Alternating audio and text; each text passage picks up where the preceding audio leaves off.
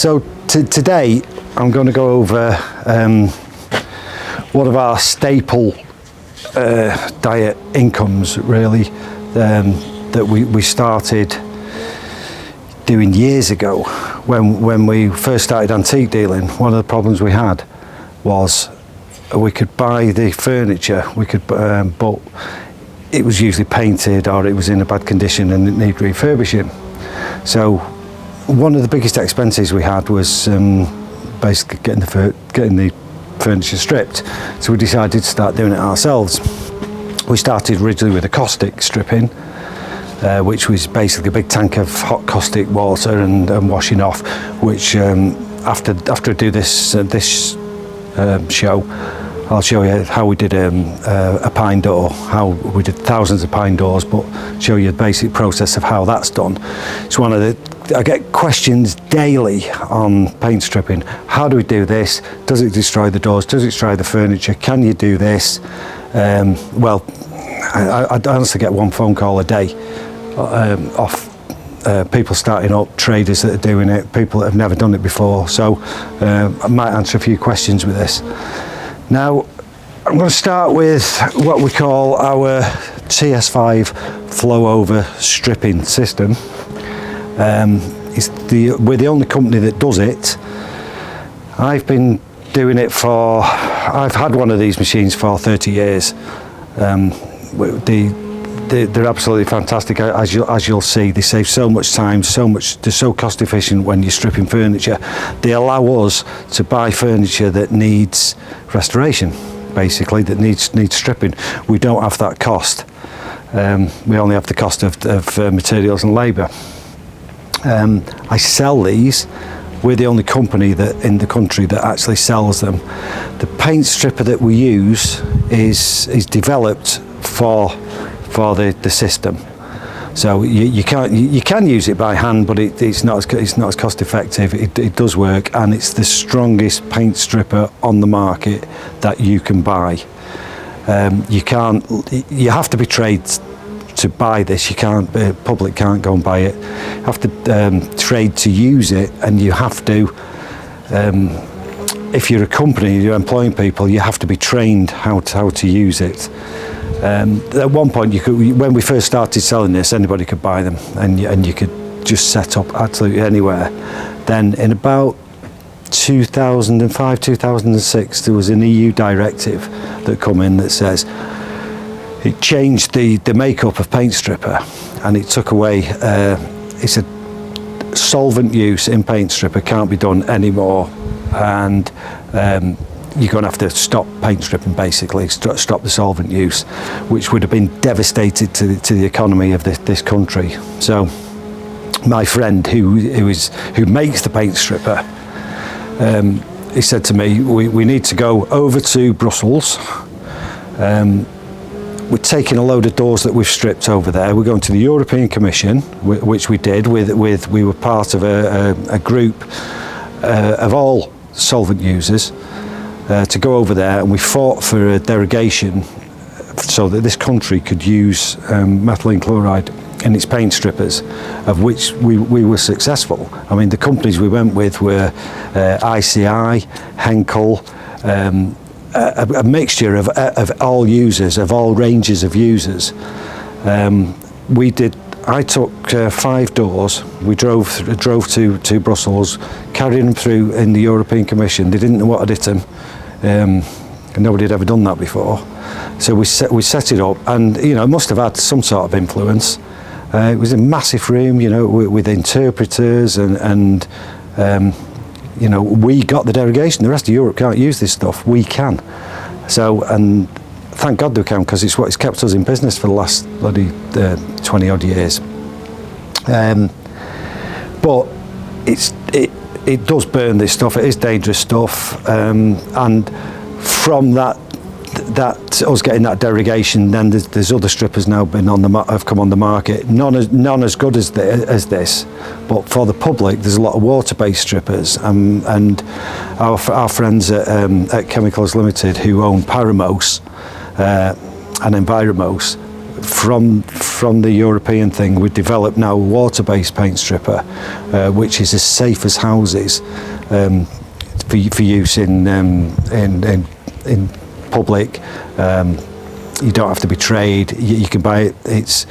You've got to know to use it properly. So in future, I'll do a video on how to use that as well. I've got a lot of apps on my phone about antique restoration and house restoration and stuff like that. There isn't a good enough paint stripper on the market at the moment, the equivalent to our water-based paint stripper, let alone our solvent-based paint stripper.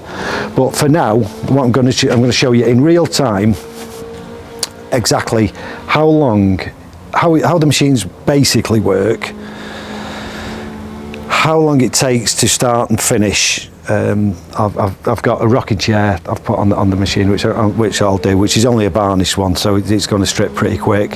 While I'm doing that, I've got a small painted door. This thing will strip anything, and I've got some painted cast iron and a bit of lacquered stuff, which is a bit of a general mix of the everyday stuff that a trade guy is going to come across every day. So yeah, follow us into the thing and we'll get going. Right, so basically what we have is a steel tray, which you put your article that you want to strip in. Has a tank underneath it. From that tank is connected a pipe which goes to a pump which circulates the paint stripper through a hose, like you're washing a car with it through a hose pipe, only it pumps the paint stripper over the object. Now this is all controlled by a foot switch on the floor, which controls your on and off switch basically. It is 100% basic, but because it's with a solvent, the pumps are massively expensive. They have to be gear pumps, they have to have PTFE seals, we have to change the bearings in them, change the seals in them when we get them, come from America. They're expensive for what they are, but the stripper is designed, so it's like water, it's designed to go with this system. So we initially you pour the paint stripper into the tank, you pump it through the tank over the piece of furniture or article that you're stripping. It strips and then it runs off and it's recirculated. So you're using the same stripper again and again and again. It's the only one of its kind that does this. So you get great amount of usage out of it. Now, if you're stripping something that's heavily painted, you'll get less usage because the paint absorbs the paint stripper. But when you're doing varnished things like the rocking chair I've just grabbed as an example, I've got about 500 chairs to strip. You can get this is a 20 litre drum of paint stripper.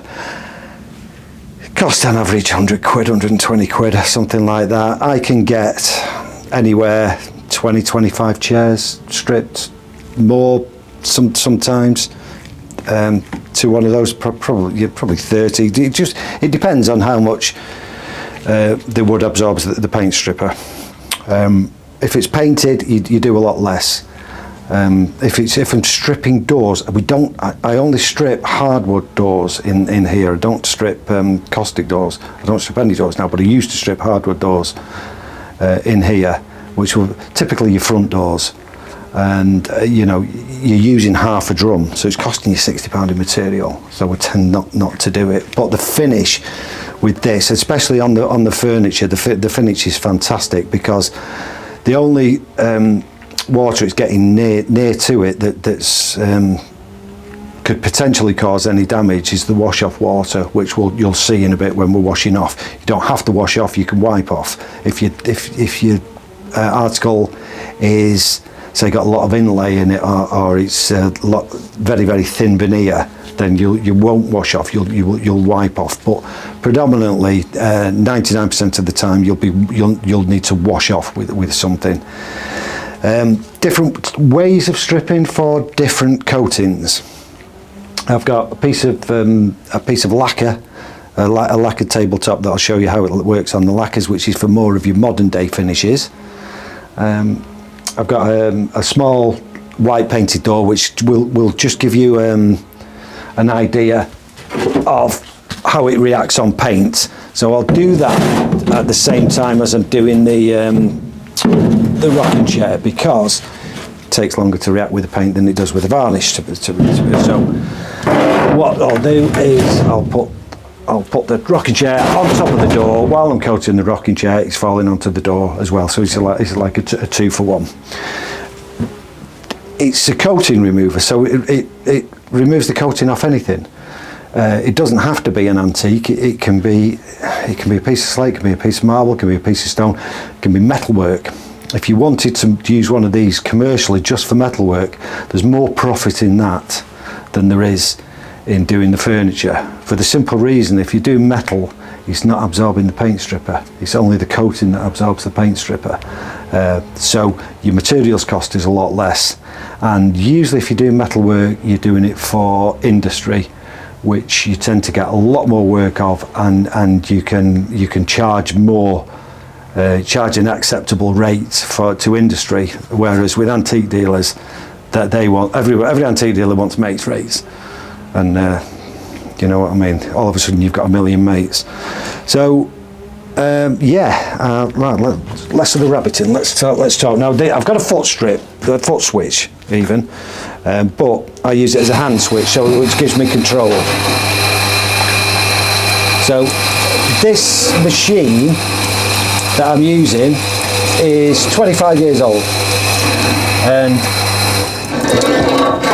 it's still running fine. It has got a lot of use. It doesn't get as much now as it did. Has got a lot of use through.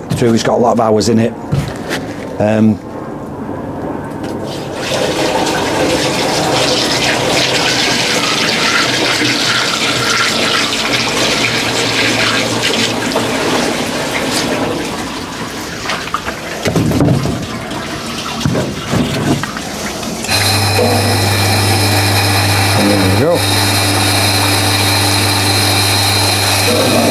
Basically, when they're new, or when this needs a refurbish, to be honest with you.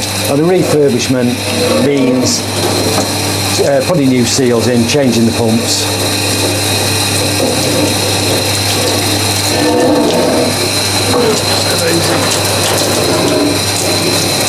I'd normally be walking around this, but I'd be covered in mat the stripper if I did, which is not the best way to do it. So I don't know if you can just get a bit of a close up on the reaction to the cupboard door. That's typical oil-based paint. You got a reaction pretty much within seconds.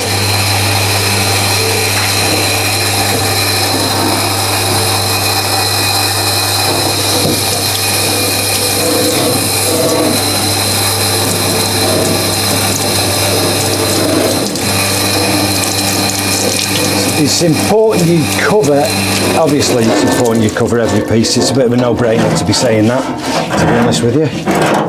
But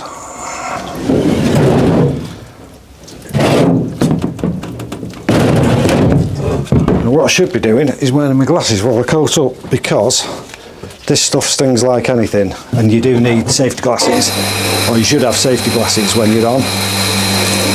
You should be wearing an apron. I find it get in the way, so I'm not going to do it.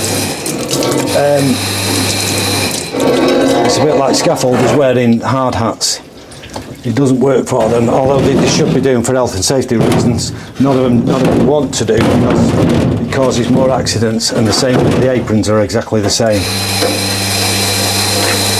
So this, all you're doing when you're doing this varnish stuff is you're basically washing the varnish off. It's a bit of a no-brainer with these, to be honest with you. If you've got something that doesn't come off straight away, then you leave the stripper on. The secret with stripping is let the stripper do the work, not you. At all. You coat it up, that's all you're there to do, and then you wash off. As long as you coat up properly, that's fine. Now initially I've sold I used to sell these 25 years ago. I think we sold about 50 at one time. We don't make money on the machines as we sell them. We make the money on the stripper that we sell, that you use. So it's in our interest to keep your machine working and to keep you making money. Because if you make money, you buy more stripper.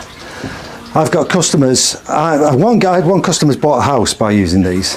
Using this, he bought one. He worked it that hard. He bought himself a house. As soon as he bought a house, he sold his machine. I've got another customer now who has 3 of them in 3 different depots, and he sends his kids to private school, and that's all he does. He does the caustic stripping and this machine stripping, and he doesn't do any industrial stuff. He just does the doors and the wood stuff. So if you got into industrial stripping, it's an absolutely no-brainer of a business set up for the cost of a few grand. If I was going to start again, or if everything went Pete Tong overnight, I'd do this. The most I've ever made in one day on this was £1,500 in a day. Clear profit. After paying a lad working with me, paying for the material costs, £1,500 a day. So it can be done. You can't do it every day. All it is a tool. You know, it's not God. It just does.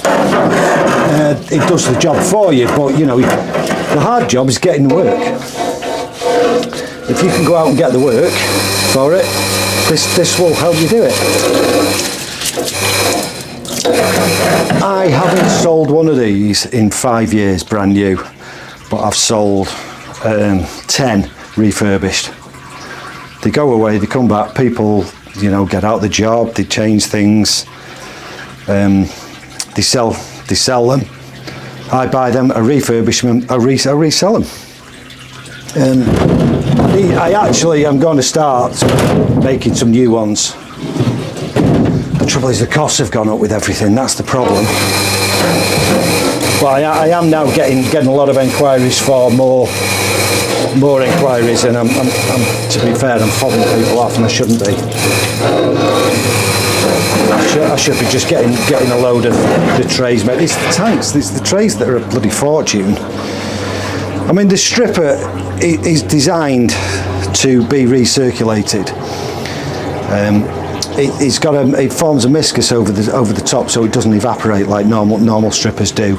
It's good old technology. This the lads at Paramount know exactly what they're doing with any of this. So you know, done right, it's a great tool to have in your toolbox.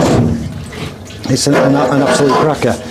You can use the paint stripper without this setup. Of course you can. You could actually put it on with a watering can if you wanted to, but you're not getting the recirculation benefits of it. And that's where, you know, it starts becoming cost effective then once you've got you're using your stripper 4 or 5 times over.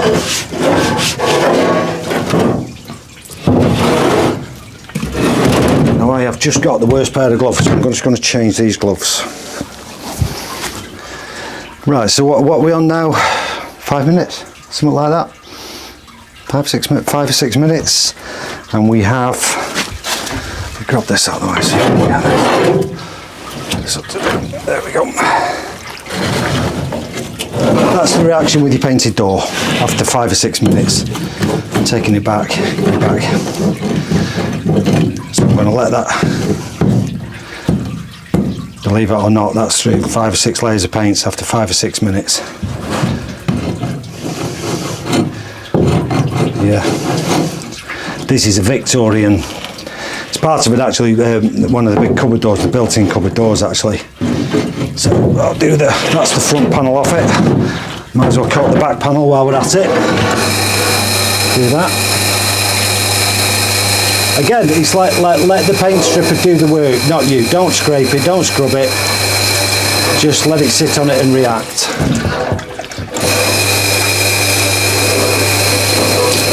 This will also remove powder coating off metal, which is a great bonus for any of your powder coaters out there who mess up the jobs, and believe me, there's a lot of them, and then they have to re-strip them and do it again. Well, a lot of them don't strip them, they throw them away and start again. So a lot of people don't know this is out there. It is advertised on the K-Tech Products website, but again, it's not really publicised. Maybe this one might start publicising it.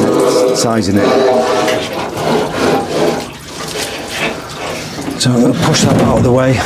If you're doing a set of chairs, let's say you did a set of 8 chairs, you would coat the first one up, push it to that end, coat the second one up, push it to that end, coat probably the first 4 up.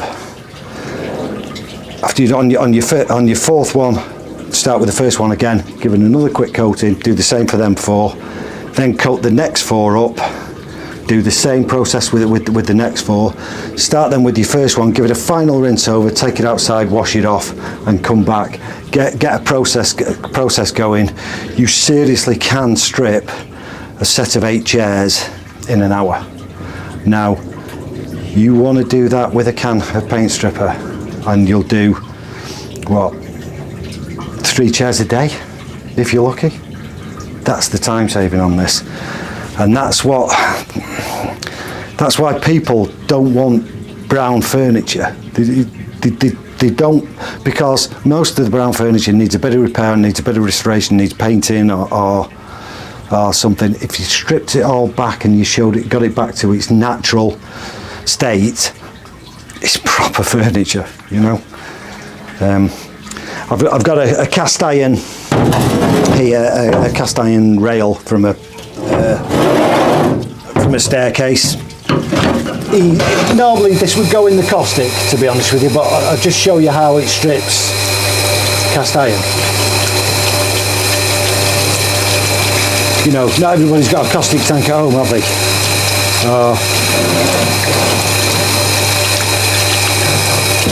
The good thing about this system as well is the waste. Everything's contained. All the paint, everything that comes off this, all the paint, all the varnish, everything is filtered in a filter in the tank and collected. At the end of your week stripping, you have a small tub of the paint that you've removed.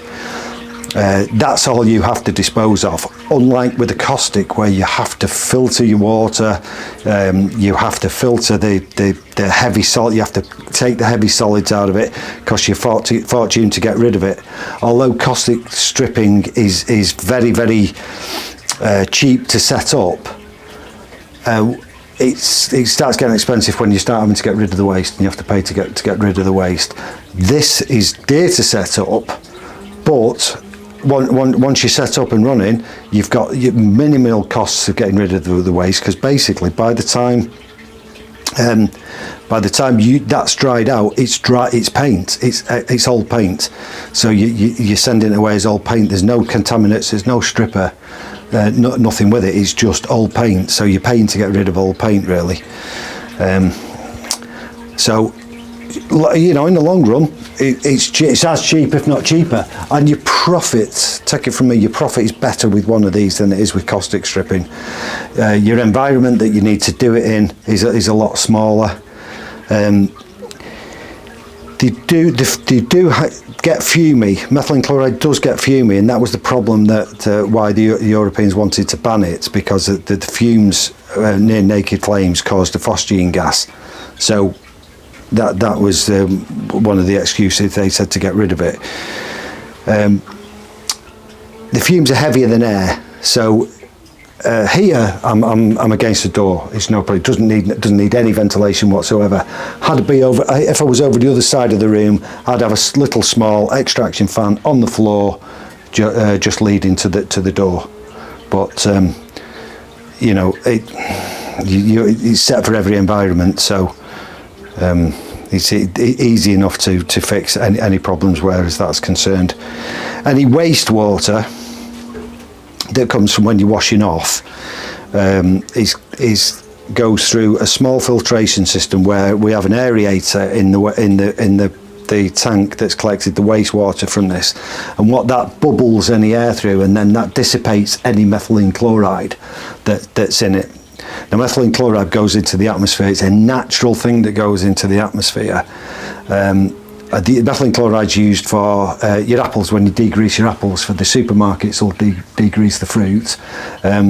Coffee, decaffeinated coffee, the coffee beans are dipped in methylene chloride, come out and they're decaffeinated. That's how abundantly used the chemical in here is. So don't let them tell you, oh, it's bad for your environment, it's bad for that. It isn't at all. It's just a big scam, as we found out when we went to Brussels, and we saw all the people who should have been in the big room where we were. They were collecting their expenses money as they went in, turning around and going out. And in them days, it was done in cash. They got an envelope full of cash for attendance money, it was called. So that was all a scam. That was a good reason to vote Brexit, because when you actually get there and see what's going on, you'd never vote for it. Anyway, that's me getting political. So yeah, so let's give this another go. I'm trying to keep this in real time. Might not get to the base of the painted stuff, because you know, if I was normally doing it, I'd leave the painted stuff for about 20 minutes to half an hour, to be honest with you. The varnish stuff I'll take out in a minute and wash off again. This is not that much of a either.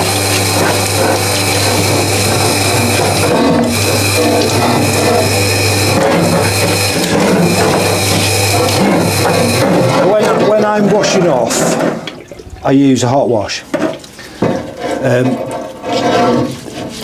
You get a much cleaner strip with a hot wash, but I realise not everybody has a hot wash. You can use a cold wash. You can use your hand washing it if you wanted to, but if you were doing it commercially, I would advise you use a hot wash. You get a lot better stripping, a lot better finish from it. Opens a grain, pulls out any dirt.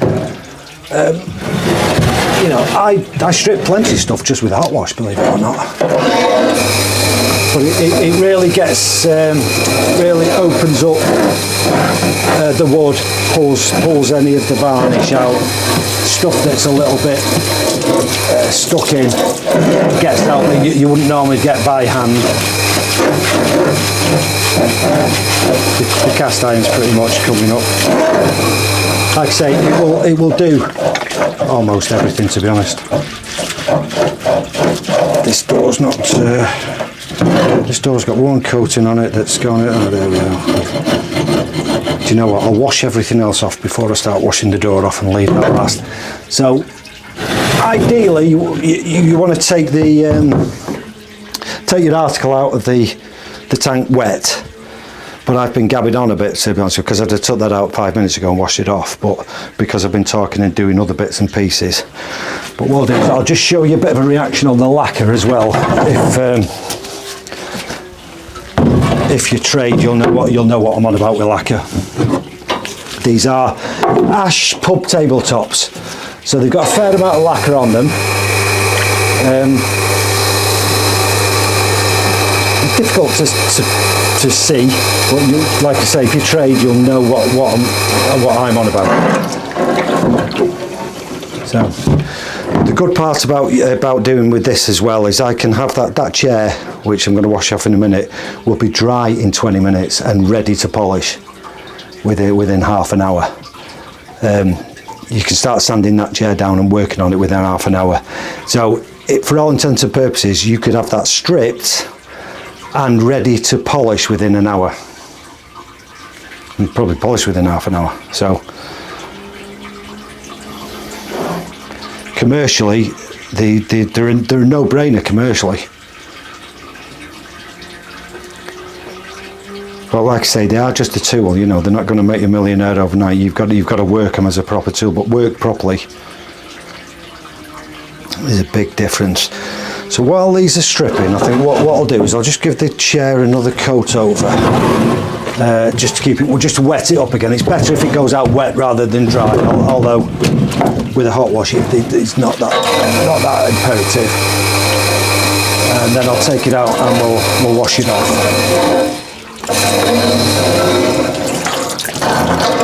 I mean, sometimes I miss bits and sometimes I have to put them back through again, but it only takes a couple of minutes to run back through. It's no matter.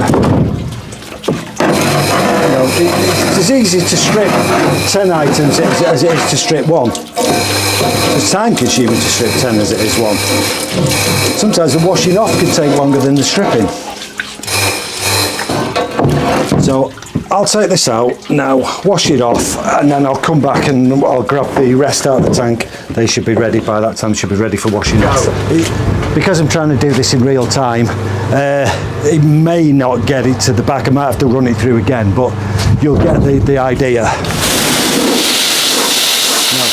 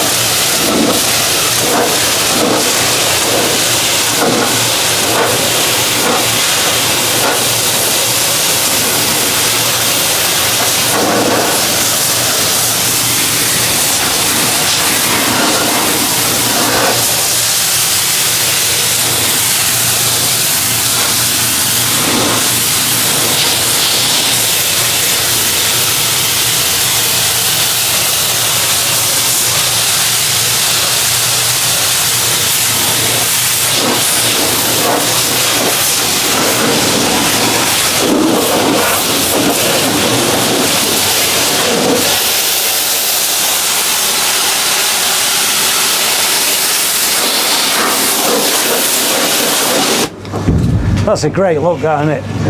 I prefer that. I'm going to run that through again, just obviously to get the last bits off. If I'd have left that probably another 15 minutes, we'd be back to the wood. So I'll just run it. I'll run it through again. Okay, so there we are, ready to go. I'll just start the washer, get it to hot wash, because that's how I like to wash off with. And run it through a bit. Okay, and we go. And we start at the bottom and work our way up rather than top down, so the water doesn't run down and set the stripper at the bottom.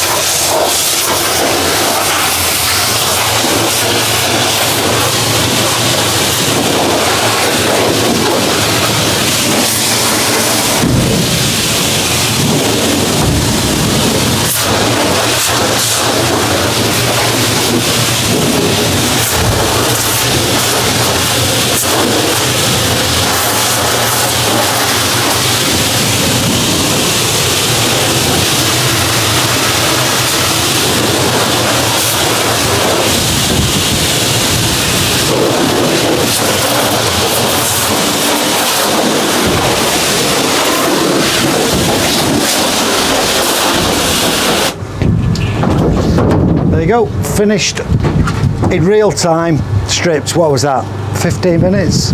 Something like that. Strip finish, stick it over in, breeze. Let the wind dry out. 20-25 minutes, you can polish that. I'll just grab the other bits. So I'm going to start with stripping the door. Basically, it's pretty simple, but I get question after question after question. Will it ruin my doors? How do you do it? Is there any dangers in it? Is the lead paint dangerous? I get thousands of questions, so I'm hoping I'm going to answer a few. And what I'll do is, when we were at one of the mills, Haslingden Mill, as we come out of Haslingden Mill and we drove around the back, going back into Bacup, there was a skip with 3 doors in it, and we just delivered 3 doors to Forest on the way. Anyway, I got the builders and I grabbed the 3 doors and I gave them a tenner and we put them in the back. I've sold 2 of them. I could have sold 3 of them, but what I'm going to do is I'm going to strip one of them, show you how it's done. How we do it now. I'll explain to you how we used to do it, and I'll take it out then, I'll wash it off, we'll clean it up, I'll take it in the workshop, we'll dry it out, and I'll completely finish it so it's ready to go in somebody's house, and we'll go over the process. Might be boring, might be okay, but it might answer a lot of questions, and as I'm going along I can think of the questions that have been asked, and I'll try and show you why and what to do, what not to do, and how to do it. Now this is with the caustic stripping. Following that, there's 2 or 3 other ways of stripper and other types of paint stripper on the market, and I'll go over those and which is best to use for what stripping you're doing, whether it's in your house or whether it's commercial, or you want to strip paint off a wall, or you want to strip car panels. Or you want to strip anything. We can take the surface coating off absolutely anything. This might be a bit boring to some, but it's the most thing that I get questions about. So the tank we've got is full of caustic soda. Well, caustic soda is water and caustic soda, and there's about 2,000 litres of caustic in this.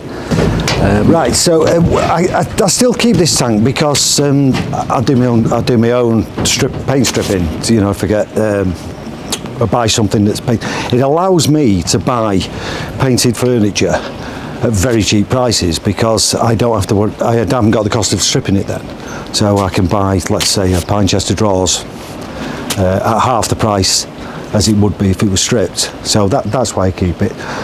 Also, it's stripped pine is not a natural colour. When it's been caustic stripped, then you get the colour of the caustic and the old paint, and that gives the stripped pine colour that everybody sees, and this puts it on so if you get new pine, you can dip it in there and it comes out looking like old pine to a fashion. You got to do a bit more, but so rather than throw it away, we just keep it, and I use the stripping area which catches any contaminants coming off it, and we collect that, and that's recycled. So rather than not have it, we have it. So I'll show you now. Initially, it's like I say, 2,000 litres of caustic. You wouldn't want to fall in it, but it's not a massive problem. I'll just grab a door.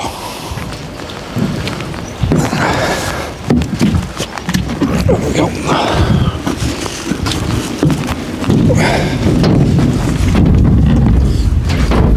Okay. This is one of the doors we picked up. Standards Victorian 4-panel pine door, made by the 1,000. Most Victorian houses had this style of door up until about the 1920s, when a different style come in, which was called a 1/3, which was a big square panel at the top and three going down. They were pine with a plywood insert. They were imported from Canada, coming by the million, and most of your houses after 1920 tended to have that style. Pre-1920s tend to have this stuff, this style. So basically all we do, we grab the door, we pick it up, it goes in the tank, and we have racks in the tank which hold it down. Gloves on, obviously, because you don't want to be putting your hands in the caustic. Now this is cold caustic. You can either strip in cold or hot. We used to strip in hot caustic soda, but that's when we were doing 40 doors a day. Now I don't do 40 doors a year now, so I do it in cold. And what I'll do is I'll leave this in overnight, come back the next day, and then wash it off, as you'll see when I come back and strip it off. Some people like cold, some people like hot. I used hot for 20 years. Personally, I prefer cold. It's a lot easier. It's a lot, you can filter it easier. That's the difference. I can separate the paint that comes off this. I can collect because it's cold. When it's hot, it's very, very difficult, and you have to let it settle, and to get rid of it costs you a fortune to get rid of the waste. Whereas with the cold, you've got there's 10% of the same amount of waste, but it's 10% the cost, because it's pretty much just pure paint. We use the water, we recycle the water again. We use the water for wash off. So yeah, so there it is. It's in the tank. I then cover the tank up because it's raining and I don't want it to fill with water. Let the water run off, and I'll come back tomorrow, take it out, and you can see the difference in how we wash off. Okay. So here we are. The next day, the door's been in the tank for what we're looking at now, good 12-15 hours. See how we go. Pull it out, wash it off. Some people will be going, oh, you can't leave a door in a tank for 15 hours. Well, let me tell you, you can. One thing about this door that's gone in, it has been stripped before, this door. So, and I'm estimating probably 10 to 15 years ago. So that answers the question that people always ask, does caustic stripping ruin your doors? Well, I'm re-stripping the door from 10-15 years ago. So it hasn't ruined it 15 years ago, and it hasn't ruined it now. It's got to be used again. So the green credentials of doing this are phenomenal. It's just, you know, you don't have to go and chop a tree down to get another door, because you're using the same one that was 100 years old. 120 years old probably. So now the problem with this is, there we go. Now what's happened, when it was stripped 10 years ago, 15 years ago, it was undercoated, and the undercoating is hard to get off in caustic. Sometimes it's a water-based undercoat, won't come off at all. That's when we have to hand strip it a different way. So some of the times with a stripped door, it only comes back to that, and then that we can't get that off with the caustic, so we have to then re-strip it with the other paint stripping system, which we'll show you in the next video. But this one has gone back in again. This one's fine, absolutely no. I'll wash it off now, and you'll see us washing it off. Now I'm going to wash this off with the jet I've got on, really, because I can't be bothered changing the jets. And what I've got on is a needle jet. It's very, very, very fierce, this. So you've got to know how to use your jet on your jet washer. I use a hot wash because it opens the grain. And it pulls any dirt, any muck and any residue out of the grain. I have to keep it, I can't go too close with this jet. I have to keep it soft, because otherwise you can actually cut wood with this jet. With this it's a little bit harsh, but I'm not changing it. If there was a lacquer on your door or your furniture or your item, or it was metalwork, this is the jet that I would use, because it's hot needle jet water, which helps the strip with the stripping. It helps massively with the stripping. It means you don't have to go through the process again, but you've got to really practice using it, because you can, you know, I'd only use it on doors. You can't use it on antique furniture, but you can use it on slate, you can use it on metal, you can use it on hard. Usually you can use it on hardwoods actually. It's not too bad on hardwoods, but I tend just to use it on doors, not on furniture. On furniture I'll just use an ordinary jet. So I'll turn this on and I'll wash this off, and you can watch this.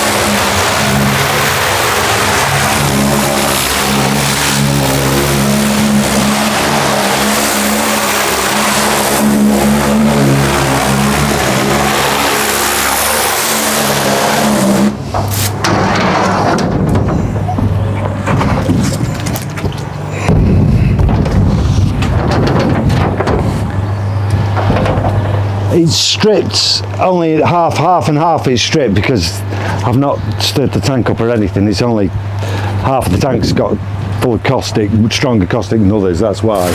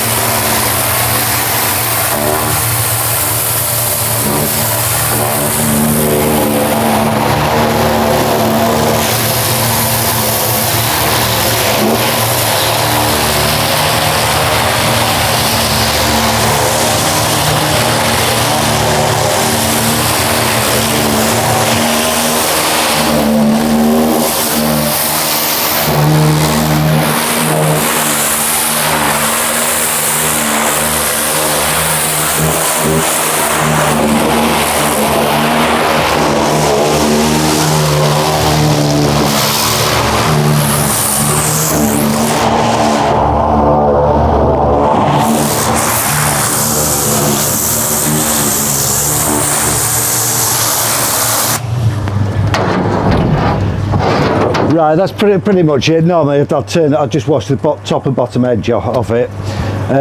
You can see where it's been had filler in from its original stripping from years ago. I can leave that because we're going to finish this door off completely, sand seal, wax, and finish it like it's to go straight to your house. It doesn't have to be as 100% clean because we're going to sand it down. So, you know, normally if it was stripped doing this commercially and I was going to take it back to somebody's house, I'd have to re-spot that and get rid of the bits and pieces. Another bane in the life is tape. Believe it or not, through all that process, you still can't get sellotape off, or any tape, or kids' stickers. You do a kid's bedroom, it's full of stickers, and unless you take them off before you put them in the tank, it won't move. It's amazing that something as strong as caustic will not take sellotape off. So that's pretty much it really. I'll put that in the workshop now, let it dry for a bit. I'll show you the drying process when it's dry, how we do it. We normally, if there's a few of them, we'd put them in a small room with a dehumidifier. But because does it take to dry, it varies on the door, to be honest, and it varies on the climate. I'm going to leave this outside today actually, because it's a very warm day and a slight breeze. That's the best way to dry your doors naturally. You don't want to dry them too hot. You don't want to dry them too quick. You know, on a hot sunny day, put them in the shade. If it's raining, put them under cover. But on a day like today, it's a nice gentle cool breeze. And it's not too warm, it's not too cold. So probably be dry by tonight, that, to be honest with you, or damp enough, and I'll put it in the workshop. Well, I hope that explains I'm going to use that for selling the stripping machines, as well as a bit of information on the channel, which is quite good. I'm quite happy about. If you want any questions answering or anything, give us a call, send us a DM, do whatever, get in touch any way you like. If you want to see something in specific being stripped that we haven't done, this is pretty basic what I've shown you. We've shown you there's a tool out there, it works, it's what we used to do, it's what we've made a good living for years out of doing. Great potential. We do quite a lot of engineering stuff as well, which I've not covered today, and there's a massive market out there for engineering firms. Always need stuff stripping, powder coating firms need stripping, car body panels. I mean, we've done, I did a TR4, half a TR4 body the other day, the wings, the bonnets, the doors, the windows. We do a lot of aluminium car panels as well, because it doesn't affect the aluminium, and Coustic dissolves aluminium, turns it into gas, turns it into hydrogen actually, and explodes. So yeah, we do a fair amount of aluminium panels. There's an insurance company that we do some of the car panels for. We use one of these quite often when we're using the stripping, and these are stainless steel scrubs. They don't scratch the wood, or they don't scratch the surface of anything, believe it or not. The stainless steel. A lot of the people who strip use wire wool, and what happens with the wire wool is little flakes come off, and then it rusts, and you get brown flakes all over whatever you're stripping. So never use wire wool. Always use stainless steel. I think K-Tech products have these. They're great. You can't get rid of them. They're around forever. They clog up with paint and stripper and all that. You take them out, you wash them out, and then you can use them again and again and again. Some of the lacquers, some of the American lacquers that are on, I'd say, car wheels or furniture, are a bugger to strip.